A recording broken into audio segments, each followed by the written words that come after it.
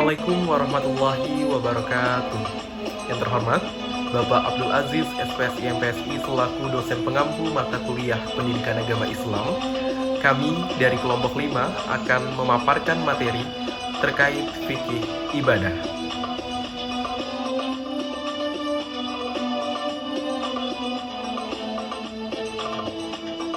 Ya, di sini saya akan menjelaskan mengenai apa itu fikih ibadah. Sebelumnya mari kita ketahui dulu apa itu fikih dan apa itu ibadah. Fikih. Fikih secara bahasa dapat diartikan sebagai al-ilm yang artinya ilmu dan al-fam yang artinya pemahaman. Jika disatukan dapat diartikan sebagai pemahaman ilmu yang mendalam. Secara istilah, fikih dapat diartikan sebagai ilmu yang menerangkan mengenai hukum syariat yang berkaitan dengan segala perbuatan para manusia yang telah dewasa dan berakal yang diambil dari dalil-dalil secara terperinci. Jadi dapat disimpulkan, fikih adalah hukum Islam yang ditarik dari dalil-dalil yang mengandung campur tangan akal pikiran manusia yang didasarkan pada Al-Quran dan Sunnah Rasulullah SAW. Sedangkan ibadah secara bahasa memiliki 3 makna, yaitu taat, tunduk, dan pengabdian. Jadi, ibadah merupakan bentuk ketaatan, ketundukan, dan pengabdian kita kepada Allah Subhanahu wa Ta'ala.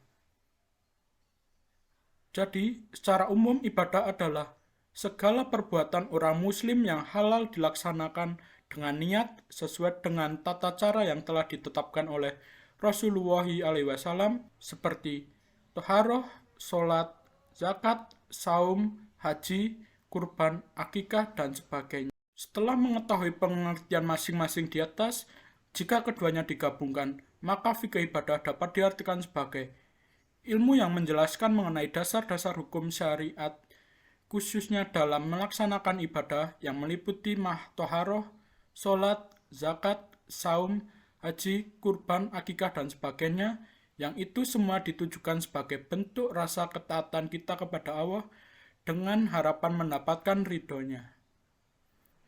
Selanjutnya, saya akan menjelaskan mengenai dasar hukum fikih ibadah.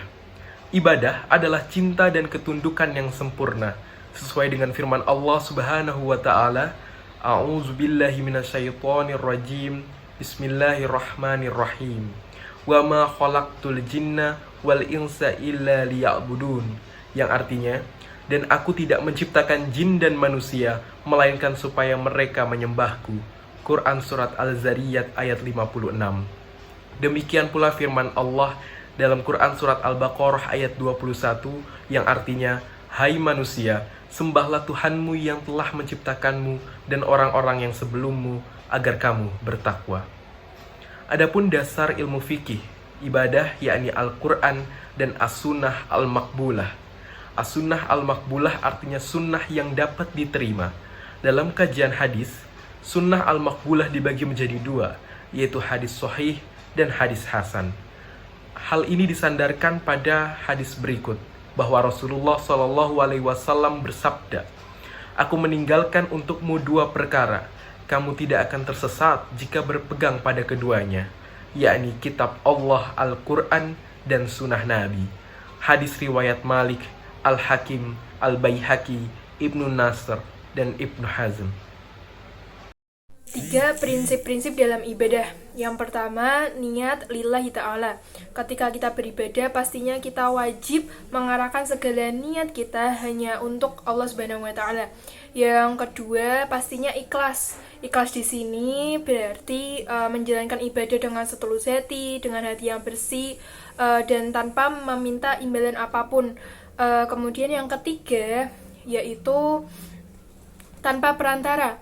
Ketika kita beribadah, kita wajib langsung meminta pertolongan, meminta apapun yang kita inginkan langsung kepada Allah tanpa adanya perantara apapun. Kemudian yang keempat, pastinya ketika kita beribadah harus sesuai dengan ketentuan Al-Quran dan juga sunnah-sunnah Rasul.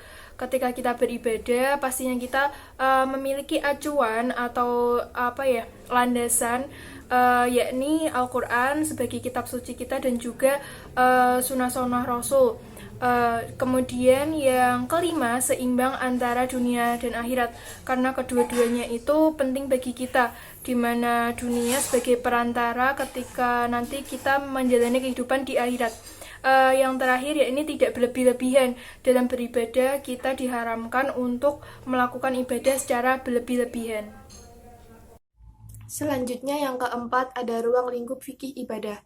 Secara umum, bentuk ibadah kepada Allah dibagi menjadi dua, yaitu ibadah mahdoh dan ibadah ghairu mahdoh.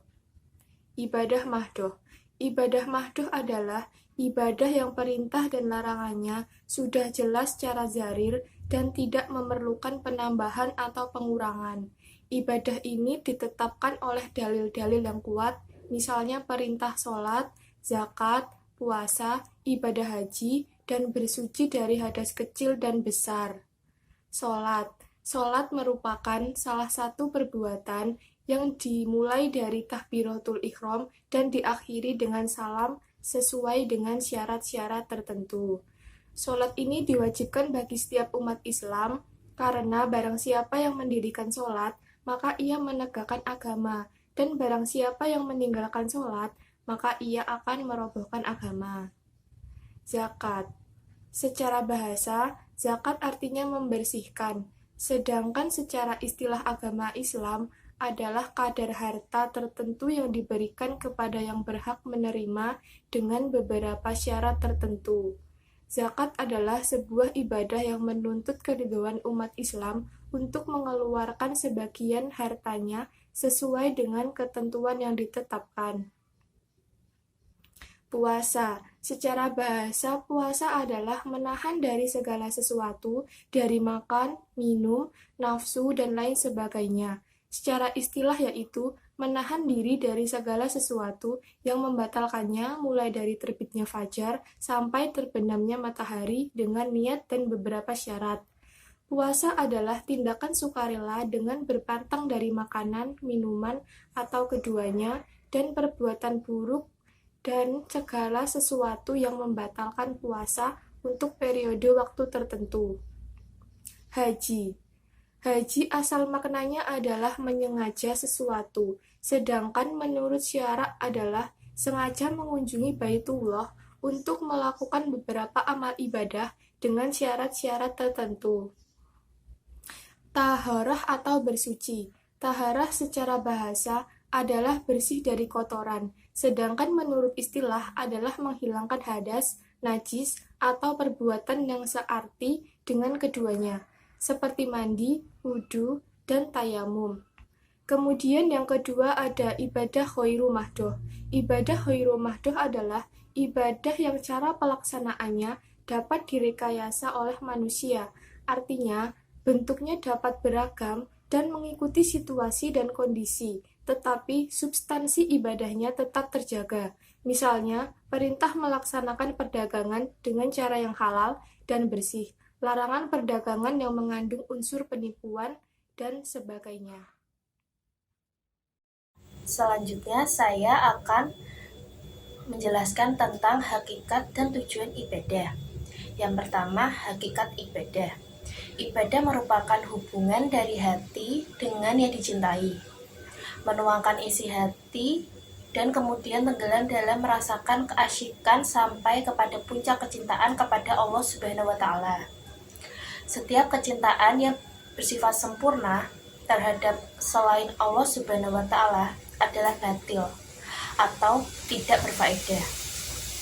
Menurut Yusuf Qaradawi, ibadah ialah kewajiban yang disyaratkan oleh Allah Subhanahu wa Ta'ala yang disampaikan oleh para rasulnya berisi perintah dan larangannya.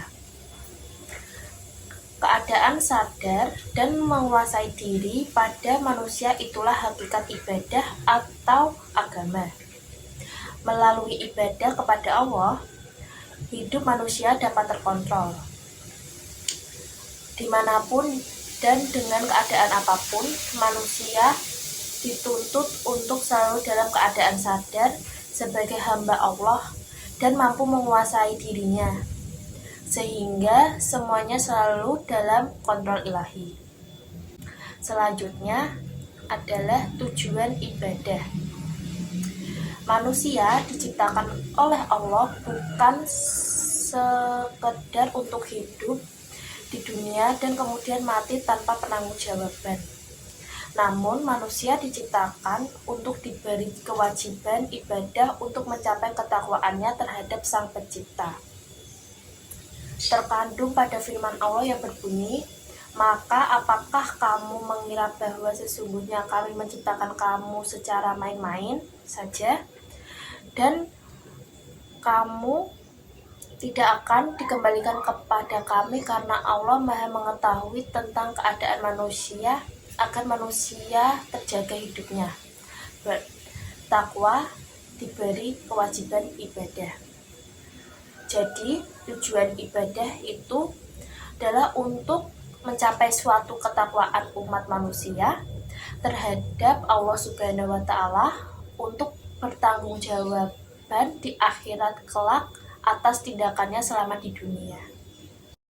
Assalamualaikum warahmatullahi wabarakatuh. Perkenalkan, saya Salma Lutfiah. Di sini saya akan menjelaskan tentang jenis-jenis ibadah.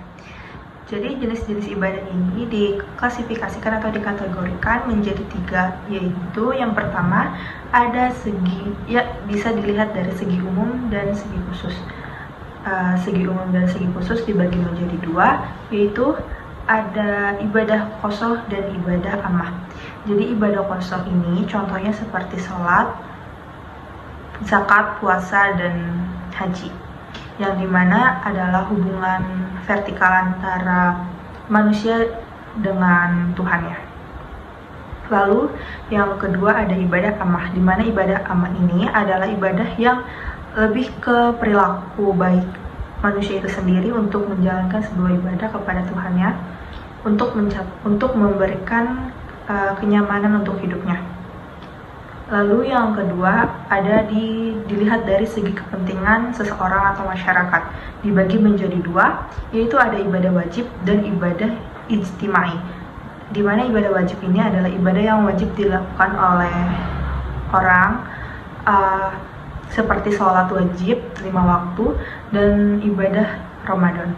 Lalu ibadah ijtimai ini adalah ibadah yang boleh dilakukan dan tidak memberatkan dan tidak diberatkan kepada orang yang tidak mampu, seperti zakat dan haji.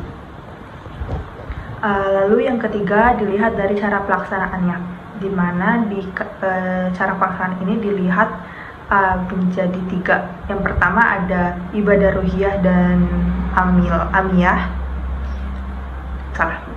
Ibadah ruhiyah dan amaliyah, di mana ibadah ruhiyah ini berhubungan dengan pikiran manusia atau keimanan, dan juga amaliyah ini adalah amal atau harta yang mereka punya.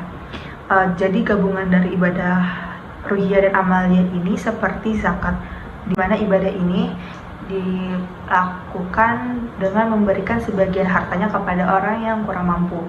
Lalu yang kedua ada ibadah jasmaniyah dan ruhiyah, di mana ibadah ini digabungkan dari jasmani manusia itu dengan keimanan mereka seperti sholat dan puasa. Lalu yang ketiga ada gabungan ibadah jamiyah, ruhiyah dan amaliyah, di mana gabungan ini dari badan manusia itu, dan juga ruhiyah atau pikiran mereka, dan amaliyah dengan amal atau hartanya digabungkan menjadi ibadah haji. Cukup sekian, kurang lebihnya mohon maaf. Wassalamualaikum warahmatullahi wabarakatuh. Kategori-kategori ibadah. Yang pertama ada ibadah i'tiqadiyah atau keyakinan. Ibadah i'tiqadiyah adalah ibadah yang berhubungan dengan keyakinan dan keimanan, seperti iman kepada rukun iman dan iman kepada yang gaib. Yang kedua ada ibadah qalbiyah atau ibadah hati. Ibadah qalbiyah adalah amalan-amalan ibadah yang lebih banyak dilakukan dengan hati, yang tidak boleh ditujukan dan dimaksudkan kecuali hanya kepada Allah, seperti hubungan cinta, tawakal, sabar, takut, berharap. Yang ketiga ada ibadah lafziyah. Ibadah lafziyah adalah amalan-amalan ibadah yang lebih banyak dilakukan dengan lisan, seperti mengucap kalimat-kalimat thayyibah, dzikir, dan membaca Al-Quran. Yang keempat ada ibadah Jasadiyah atau badan. Ibadah jasadiyah adalah amalan-amalan ibadah yang lebih banyak dilakukan dengan seperti ruku, sujud, tawaf, dan lain-lain. Yang kelima ada ibadah maliyah atau harta. Ibadah maliyah adalah amalan-amalan ibadah yang lebih banyak dilakukan dengan sarana harta benda dan kekayaan, seperti zakat, infak, dan sodaqoh. Walaupun ibadah di atas dikategorikan sesuai dominasi yang melakukannya, namun ibadah-ibadah itu dapat juga dilakukan dengan gabungan anggota badan yang melakukannya. Contoh, ibadah haji adalah hati yang harus meyakini bahwa haji adalah wajib bagi yang mampu. Saat ibadah haji, lisan terus mengumandangkan kalimat talbiyah, anggota badan melakukan amalan-amalan haji, dan tentunya harta juga memegang peranan penting sebagai ongkos dan bekal untuk yang pergi maupun untuk yang ditinggalkannya.